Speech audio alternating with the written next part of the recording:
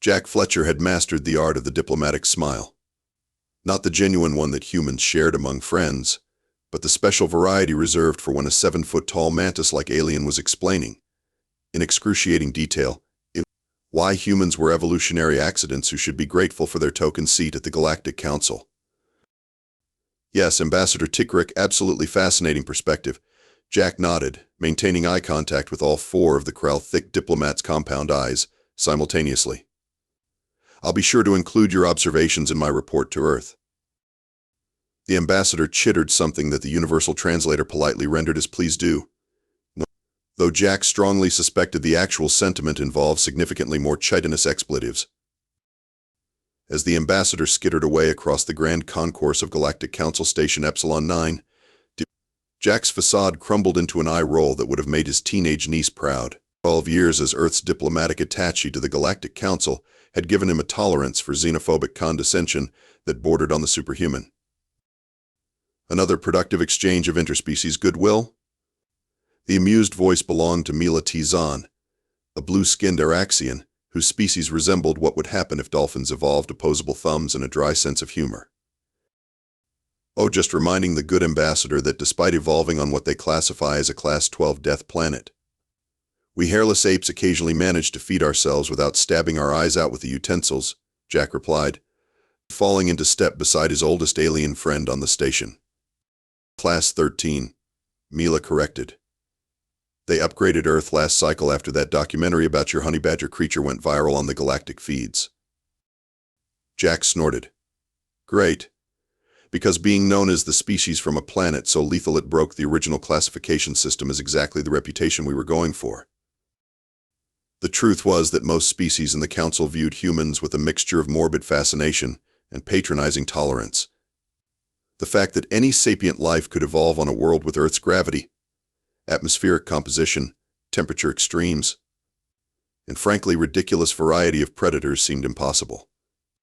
That humans had not only survived but developed space travel from such an evolutionary pressure cooker made them biological oddities. But oddities with impeccable manners.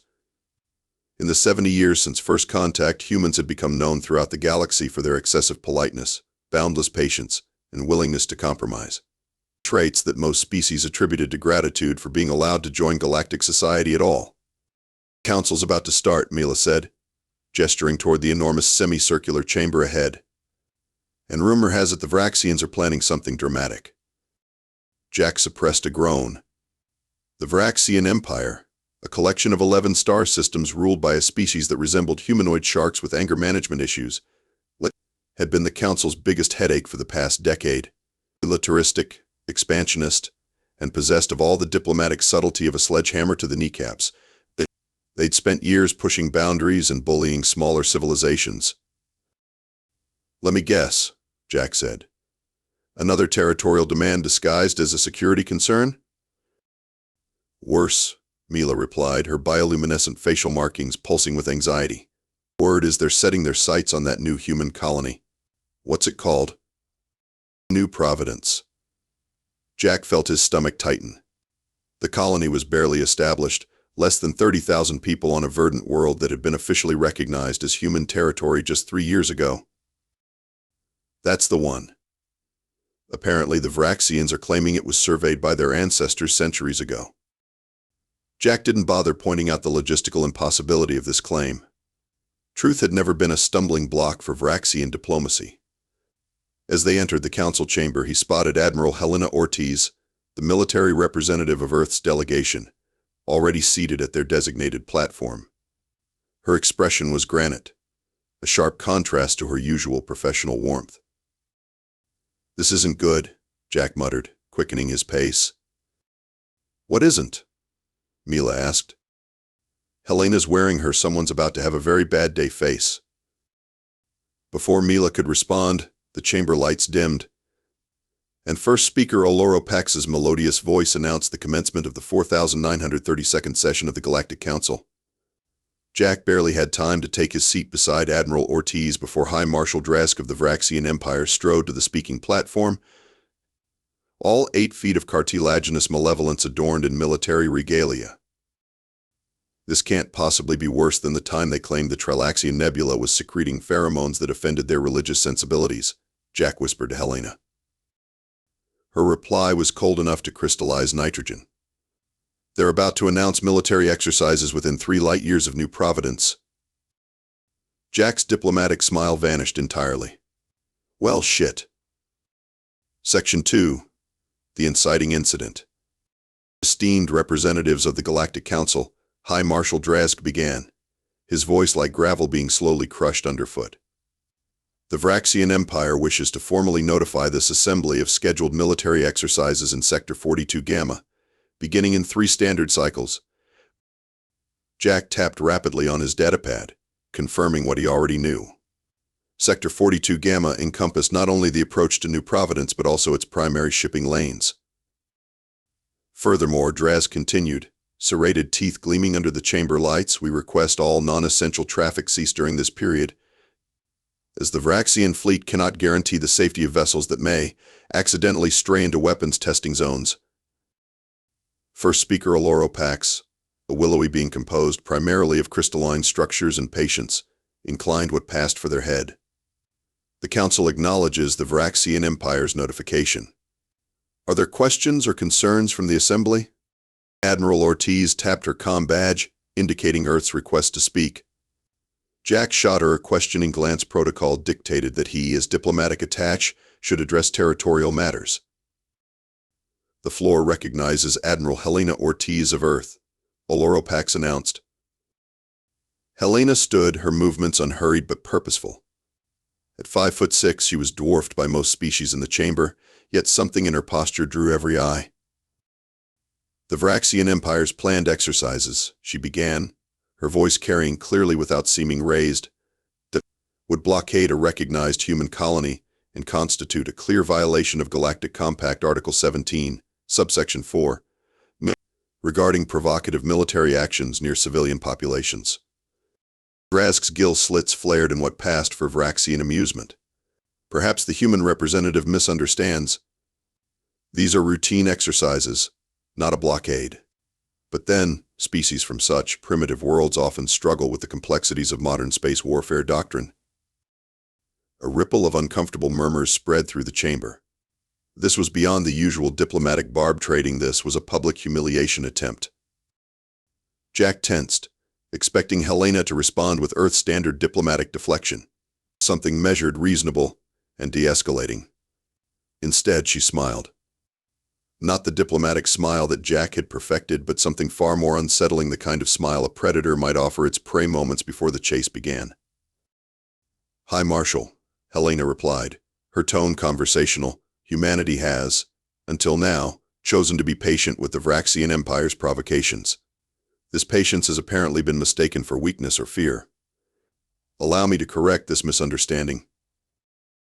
The chamber, normally filled with the background sounds of translators, environmental systems, and subtle movement, fell into a silence so complete Jack could hear the blood rushing in his ears. Should the Vraxxian fleet enter the territorial space of New Providence, they will be considered hostile forces and dealt with accordingly. There will be no warnings beyond this one. There will be no opportunity for diplomatic resolution once your ships cross that boundary. In the interest of transparency, I am authorized to inform the Council that Earth has already dispatched the Third Fleet to the colony. They have standing orders to eliminate any threat to our citizens. Drazg's translator couldn't quite capture the mixture of surprise and scorn in his barking laugh. The human Third Fleet? Our intelligence suggests this consists of perhaps 20 vessels of outdated design. Your intelligence, Helena replied without missing a beat, is exactly as good as we've allowed it to be. Jack fought to keep his expression neutral, even as his mind raced. This wasn't the script. In his 12 years, Earth had never responded to provocation with anything but measured diplomacy. The unofficial policy had always been clear. Appear cooperative, non-threatening, and above all, avoid confirming any suspicions about humanity's true military capabilities. The Vraxxian Empire is not intimidated by empty threats from a species that needed our kind's help to achieve proper faster-than-light travel, Drazg growled, abandoning any pretense of diplomatic niceties. That wasn't a threat, High Marshal, Helena replied with that same unsettling smile. It was a weather forecast. Cross that line and extinction falls exclusively on your shoulders. A wave of shocked murmurs swept through the chamber. Several species translators seemed to struggle with the concept, resulting in a cacophony of clarification requests. Drazg slammed a webbed fist against the speaking platform. You dare? Your species has barely mastered interstellar travel. The Vraxxian Empire was conquering stars while your ancestors were still discovering how to create fire. Helena's response was delivered with the comfortable certainty of someone stating that water is wet. And yet here we stand. Choose carefully, High Marshal. The Vraxxian Empire has never encountered a true deathworlder before. I sincerely hope, for your species' sake, that you don't become the first. As she resumed her seat, Jack leaned over. Helena, what the actual? Orders from Earth, she whispered. The kid gloves are officially off. Across the chamber, representatives from a dozen species were furiously consulting with aides or speaking into communication devices. Jack caught snippets of translated conversations, most expressing disbelief at the arrogance of the humans. Nobody's taking this seriously, he muttered. Helena shrugged. They will. First speaker Oloro Pax, managing to convey concern despite lacking conventional facial features, called for order. This body does not recognize threats of military action as productive diplomatic discourse. The Vraxxian Empire has made a notification of exercises. Earth has registered its objection. This matter should be continued in private diplomatic channels. Agreed, Drazg snarled, shark-like eyes fixed on Helena. Though perhaps the humans require a more practical demonstration of the natural order before they understand their place in it. As the session moved to other matters, Jack noticed Mila staring at them from her delegation's platform, her bioluminescence flashing in what he recognized as the Vraxxian pattern for confusion mixed with concern.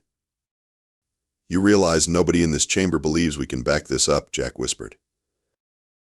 Helena's eyes remained fixed forward, but the corner of her mouth twitched in what might have been amusement. 70 years of being the nice, grateful apes from the Death Planet. Can't really blame them. And if the Vraxxians call our bluff? Then they'll have the honor of being the first species in the galaxy to discover that we were never bluffing to begin with. Section 3. The Escalation. 3 days later, Jack was awakened at 0347 station time by his comm unit's emergency tone. The holographic display showed Mila's face, her bioluminescent patterns pulsing in the rapid sequence that indicated extreme distress. Jack, are you monitoring the feeds? The Vraxxians just hit your outpost in the Kepler system. He was fully awake in an instant. Casualties? Unknown. The Vraxxian ambassador submitted a formal notice calling it a limited enforcement action against illegal structures. They're claiming the outpost was violating some obscure navigational safety protocol. The Kepler outpost was little more than a refueling station and scientific monitoring facility, staffed by perhaps 30 people. It was deliberately positioned in neutral space, far from New Providence but serving as an important waypoint for human ships. I'll be at the council chamber in 10 minutes, Jack said, already pulling on his uniform. The next 12 hours were diplomatic chaos. Jack found himself bouncing between emergency sessions, bilateral talks, and increasingly tense communications with Earth. The Vraxxian delegation remained conspicuously absent from the station, having departed immediately after filing their notice. They're testing us, Admiral Ortiz said during a brief moment of privacy in the Earth delegation's offices. Her uniform was as immaculate as ever, but the shadows under her eyes betrayed her sleepless night. Seeing if we'll respond with the usual strongly worded protests. The Trilaxians are suggesting an emergency mediation session, Jack replied, scrolling through his datapad. The Vraxxians want to pass a resolution condemning all military actions, which conveniently avoids pointing fingers. And the Kralthik ambassador just informed me that while the attack was regrettable, perhaps we should consider relocating New Providence to avoid further misunderstandings. Helena's laugh held no humor. Of course they did. Helena, we need to get the council to intervene if this escalates. It's already escalated, she interrupted, turning her datapad to show him a classified transmission. The Kepler outpost had 16 personnel. 12 made it to escape pods. The Vraxxians blew the station's core after most evacuated, but before the last shuttles could launch. Jack felt cold. They're claiming it was unmanned. They're lying. And this is exactly why Earth Command has activated Protocol Omega. Jack stared at her. Protocol Omega was the stuff of rumors, a contingency plan supposedly developed in the early days of human integration into galactic society. Most diplomats considered it an urban legend. That's real? Helena nodded. As of 2 hours ago, all civilian Earth ships are being recalled from contested space. The Third Fleet has been joined by the First and Seventh. The Vraxxians are about to get the education of their evolutionary history. The Council needs to know, Jack insisted. If we can get them to pressure the Vraxxians. Tell them whatever you want, Helena said, standing. I have a shuttle leaving in 20 minutes. Earth wants me at command. Helena, Jack said quietly, the Vraxxians have a battle fleet of over 300 vessels. She paused at the door, her expression almost pitying. No, Jack, they have targets. After she left, Jack spent hours trying to convince various council representatives to intervene. The responses ranged from sympathetic inaction to thinly veiled suggestions that Earth should simply accept the new reality. You must understand, Jack, Ambassador Grell of the Plutonian Collective explained with practiced compassion, his gelatinous form rippling in what translated as their equivalent of a consoling gesture, that the Vraxxians are established military power. Your colony is, forgive me, expendable in the greater calculus of galactic stability. By evening, Jack had hit a wall of diplomatic indifference built on the universal assumption that humans, as always, would eventually back down and find a reasonable compromise. He was slumped at the bar in the station's diplomatic lounge when Mila found him, her blue skin luminous under the ambient lighting. The Vraxxian Expeditionary Force just entered the new Providence system, she said without preamble, sliding onto the stool beside him. 40 ships, including 3 dreadnoughts. Jack didn't look up from his untouched drink. I know. Moai. Our intelligence suggests they plan to establish an orbital presence and demand the colony's surrender. Standard Vraxxian intimidation tactics. She hesitated. Jack, I've been authorized to offer sanctuary for your colonists if you can evacuate them. That's very kind, he replied, finally meeting her eyes, but unnecessary. Jack, this isn't the time for pride. Your colony has no significant defenses. The Vraxxians will. The human fleet arrived at New Providence 6 hours ago, Jack interrupted quietly. 170 ships. Not 20. The 7th Fleet alone has 53 vessels, including the Einstein-class dreadnoughts. Mila's bioluminescence flickered in patterns that suggested she was processing rapid confusion. That's impossible. Our intelligence was exactly as good as we let it be. Jack finished, echoing Helena's words from days earlier. Mila, why do you think Earth never submitted complete fleet registries to the Council? All species maintain some level of military privacy, she began. And all species assume we're showing most of our hand because, well, we're just the grateful apes who should be happy to have a seat at the table. He shook his head. Helena wasn't bluffing. We've never been bluffing. Mila's translator struggled to keep up with her rapid-fire questions. But your energy production capabilities, your manufacturing base, the resources required. All exactly as robust as a species that evolved on a Class 13 death planet would need them to be, Jack replied. We just never mentioned it because, frankly, it seemed impolite to make everyone nervous. The Vraxxians don't know what they're heading into, Mila whispered. Jack finally took a sip of his drink. No, they really don't. Section 4. The Reckoning. The Galactic Council's emergency session was called 90 minutes after the first shots were fired in the New Providence system. Jack found himself at the center of a storm of questions, accusations, and increasingly panicked requests for information. On the massive view screen dominating the chamber wall, Strategic feeds showed what could only be described as the systematic dismantling of the Vraxxian expeditionary force. This feed is being provided by an Vraxxian observation vessel at the edge of the system. First speaker Oloropax explained, crystalline structures vibrating with stress harmonics. As this body can see, the situation has escalated beyond diplomatic parameters. That was an understatement of galactic proportions. The human response to the Vraxxian aggression bore no resemblance to the measured, cautious approach the Council had come to expect. Instead, the feeds showed human vessels moving with coordinated precision that bordered on the prescient, executing maneuvers that several military attaches were loudly proclaiming impossible given known propulsion limitations. Ambassador Fletcher, the Kralthik representative, chittered anxiously. We demand an explanation for the clear technological deception Earth has perpetrated upon this Council. Jack, who had been watching the feeds with a mixture of pride and resignation, turned to address the chamber. Earth has deceived no one. We simply never volunteered information that wasn't specifically requested. Those vessels are utilizing gravitational manipulation beyond anything in known Council records. The Plutonian representative's translator squawked. Your filed technological assessment claimed humans had only achieved Class 4 inertial negation. We've achieved Class 9, Jack replied calmly.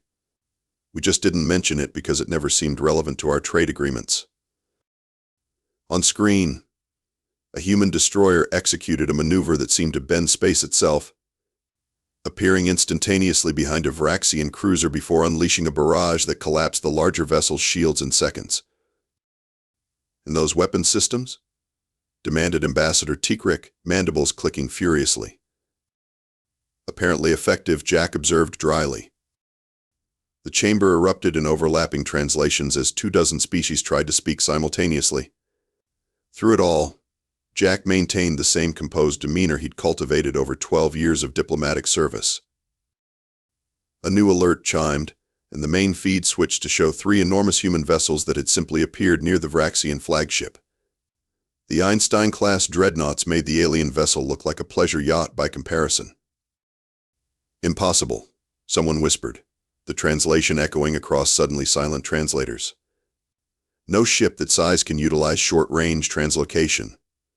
Creel, a reptilian draconian who served as the Council's military advisor, had moved to stand beside Jack. Unlike the others, his scaled face showed something closer to professional appreciation than shock. You're Admiral Ortiz, he said quietly. She commands one of those dreadnoughts. Jack nodded. The Einstein itself. They're not destroying the Vraxxian ships, Creel noted. They could, but they're disabling them instead. The precise strikes to propulsion and weapon systems. We're not monsters, Jack replied. Just very, very good at fighting when necessary. The Vraxxian flagship suddenly powered down, all external lights extinguishing simultaneously. A moment later, the remaining Vraxxian vessels followed suit. Total system failure, Creel observed. Some kind of electromagnetic pulse weapon? Something like that, Jack acknowledged vaguely. The first speaker managed to restore order to the chamber with difficulty. Ambassador Fletcher. This body demands to know the full extent of Earth's military capabilities immediately. Jack smiled his most diplomatic smile. With respect, first speaker, no. Another uproar began, only to be silenced when Jack raised his hand. What you're witnessing is humanity exercising restraint. The Vraxxian expedition force outnumbered the human ships they expected to find by a factor of 4. They came to overwhelm a colony of scientists, families, and infrastructure workers. Instead, they found out what happens when you back a deathworlder into a corner. The Vraxxian Empire has a home fleet of over 300 vessels, Ambassador Tikrik warned. Jack corrected gently. Past tense. The chamber went silent again as the implications settled in. You see, Jack continued conversationally, as if discussing weather patterns rather than the fate of an interstellar empire, while everyone was watching New Providence. The real action was happening in the Vraxxian home system. Their orbital defenses have been neutralized. Their shipyards are intact but under our control. Their communication relays now run through our networks. This is an act of war. The Kralthik ambassador shrieked. No, Jack replied firmly. This is what happens when you push too far. The Vraxxian Empire has spent years bullying smaller powers, annexing territories, and ignoring this council's resolutions. They attacked a human outpost and killed 4 of our people.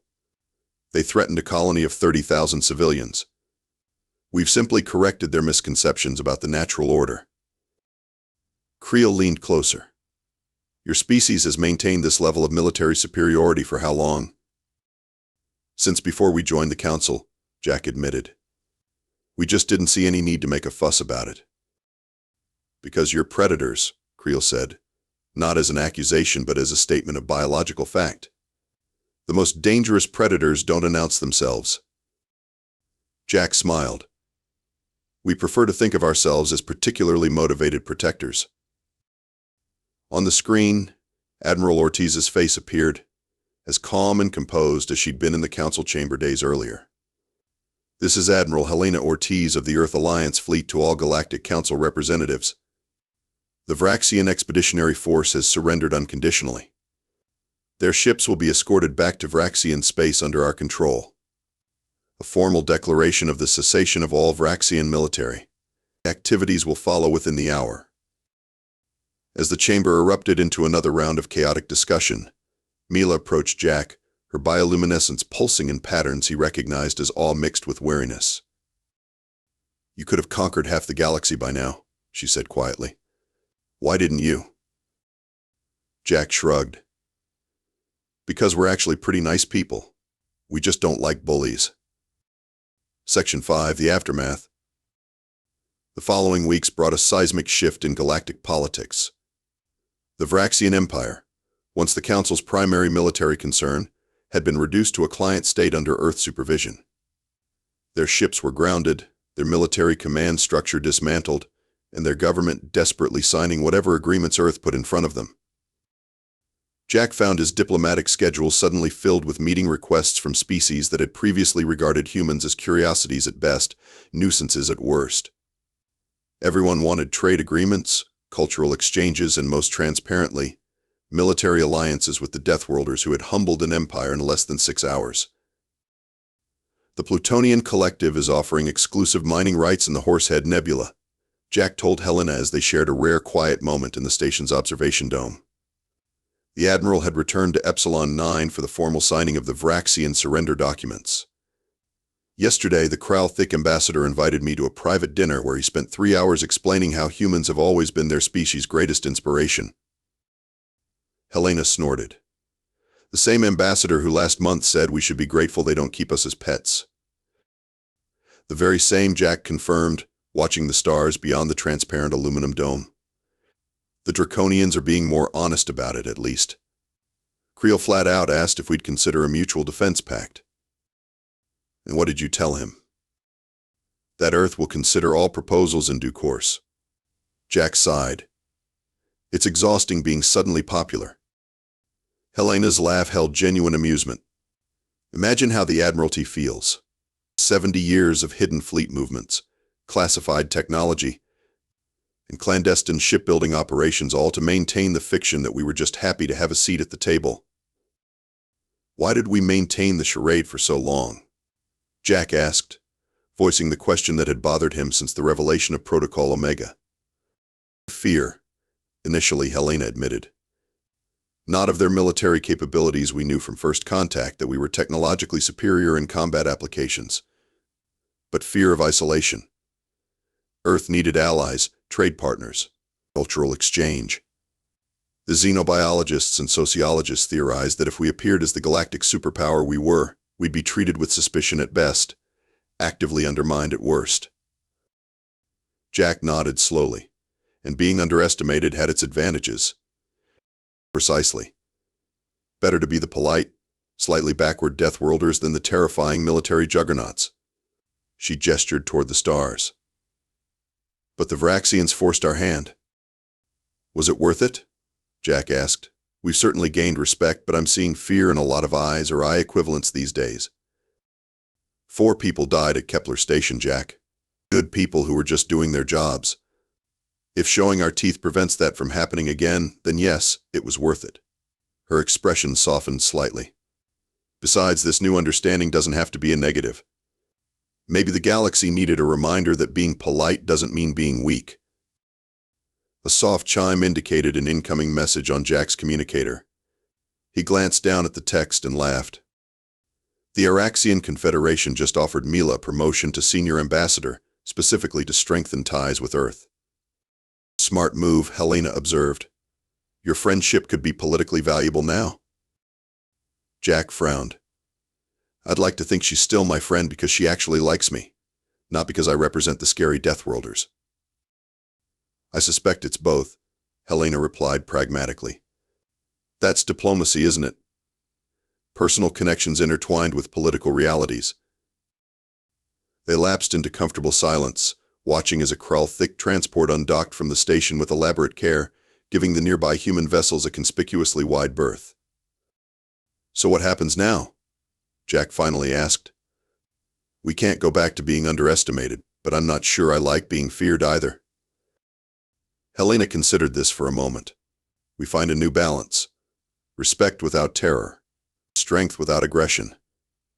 We show them that Deathworlders can be the most dedicated protectors precisely because we understand threat and danger so intimately. That's a narrow path to walk. Then it's fortunate that humans are good at adapting to difficult terrain, she replied with a smile. It's what Deathworlders do. Section 6, Conclusion. New status quo. 6 months later, Jack adjusted his formal diplomatic uniform as he prepared to greet representatives from the Zinthari Collective, a newly discovered civilization on the far edge of charted space.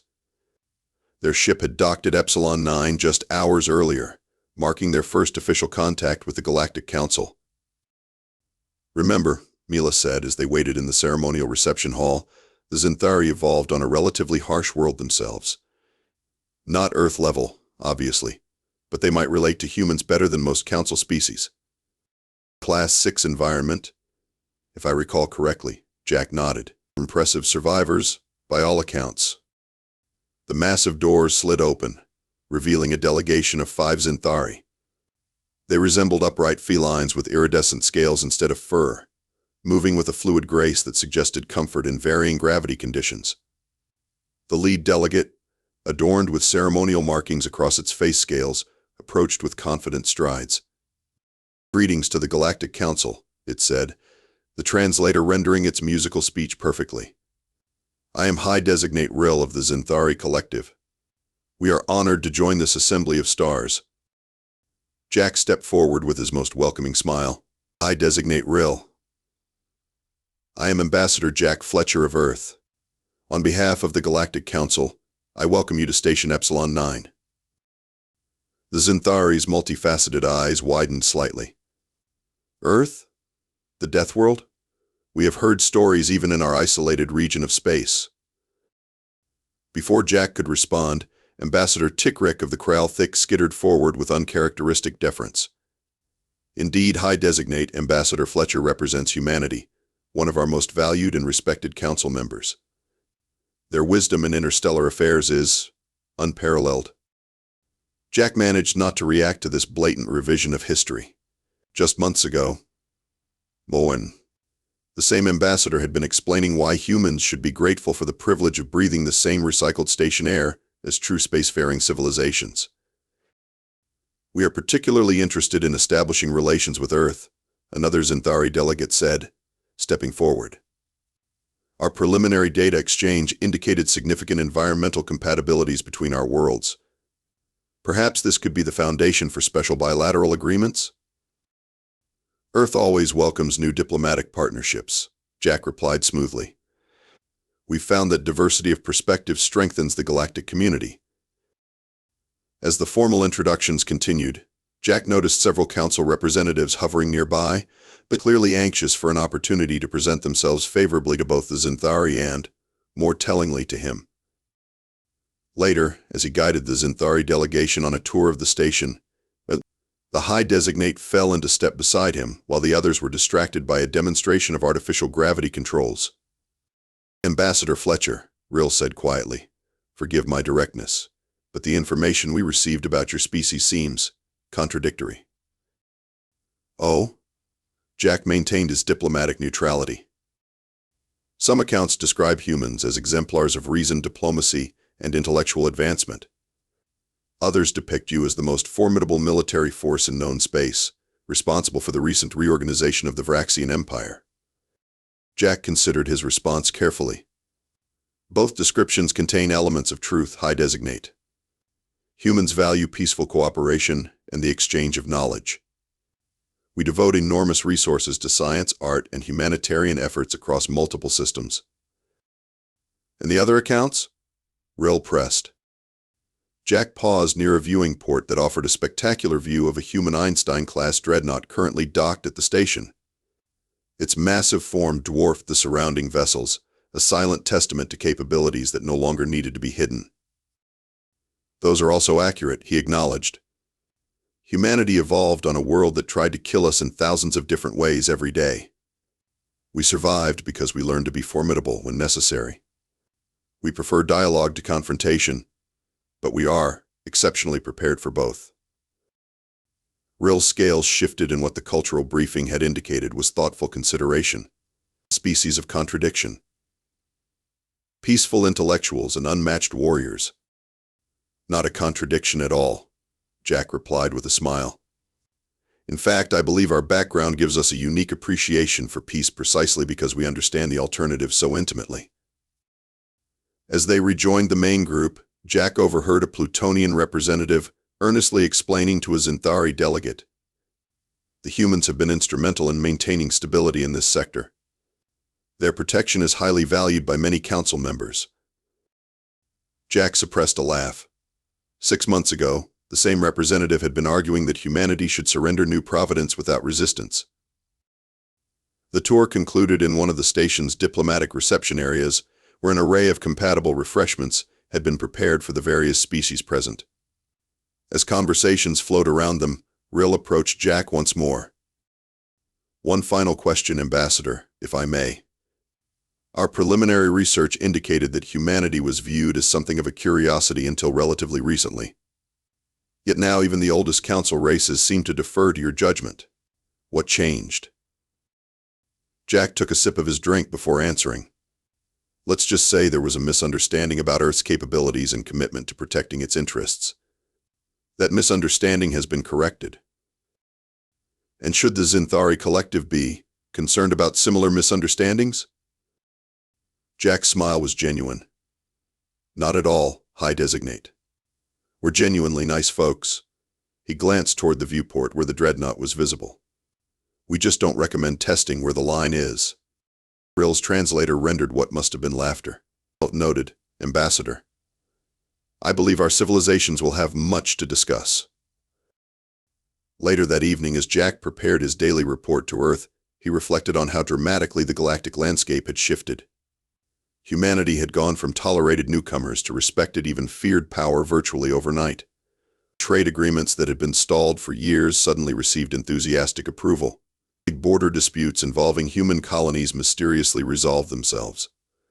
Even the Krau-Thick had become positively effusive in their praise of their longtime human friends. The door chimed, and Mila entered with 2 cups of the Vraxxian equivalent of coffee. "So," she said, setting 1 cup before him, "how does it feel being the most popular species in the galaxy?" "Exhausting," Jack admitted. "And a little sad, if I'm honest. I preferred earning respect through diplomatic channels rather than military might." "If it helps," Mila offered, "many of us respected you long before you showed your teeth. The difference is that now everyone else recognizes what some of us already knew, and what's that?" Jack asked, genuinely curious. Mila's bioluminescence pulsed in a pattern that indicated sincerity. "That surviving on a death world doesn't just make a species physically formidable. It makes them adaptable, resourceful, and most importantly determined in ways that those of us from gentler worlds struggle to comprehend." Jack nodded slowly. "I suppose there's some truth to that. Earth taught us many lessons, but perhaps the most important was that survival often depends on cooperation as much as strength. The lone predator might be powerful, but the pack thrives. A philosophy that serves you well in galactic politics, Mila observed. And one that explains why, despite having the military capability to dominate, you chose integration instead. Well, that and the fact that conquest is exhausting, Jack quipped. Do you have any idea how much paperwork is involved in running an empire? No, thank you. They both laughed, the tension of the past months momentarily forgotten. Outside the viewport, ships from a dozen worlds moved in carefully choreographed patterns around the station, each giving the docked human vessels a respectful berth. Not from fear, Jack decided, but from a newly established understanding. Admiral Ortiz is being promoted, he said after a comfortable silence. After the new Providence incident, Earth Command is creating a new position for her strategic diplomatic liaison. She'll be working directly with the Council on security matters. A wise choice, Mila replied. She understands both strength and restraint, a rare combination. Jack nodded. I think that's humanity's role going forward. Not conquerors. Not submissive newcomers, but guardians of a certain balance. Firm when necessary, diplomatic when possible. The Deathworlders who chose peace without forgetting how to fight, Mila summarized. A living contradiction that somehow makes perfect sense. I'll drink to that, Jack said, raising his cup in a toast. As they clinked their drinks together, Jack's communication panel chimed with an incoming priority message. The screen displayed a notification from Earth Command. Another colony application had been approved, with development to begin immediately. New Earth, they were calling this one. He couldn't help but smile. 6 months ago, the idea of expanding human presence further into the galaxy would have met resistance from half the Council. Now, not a single objection had been raised. It seemed the universe had finally understood what humanity had known all along, that sometimes, the most effective diplomacy came with the unspoken understanding that being reasonable was a choice rather than a necessity. To contradiction, Jack said, modifying his toast. And to the species that turned it into an art form, Mila replied. In the great chamber of the Galactic Council, stories were already being told about the day the Deathworlders finally showed their teeth. But Jack preferred to think of it differently, not as the day humans stopped being nice, but as the day the galaxy realized that kindness and strength could coexist in perfect, deadly harmony. Earlier. After all, that was the true lesson of Earth. Survival didn't just go to the strongest, but to those who knew exactly when to bare their fangs and when to extend a hand in friendship. In that balance, humanity had found its place among the stars, respected, a little feared perhaps, but finally understood. And in the grand cosmic scheme of things, understanding was the most powerful diplomatic victory of all.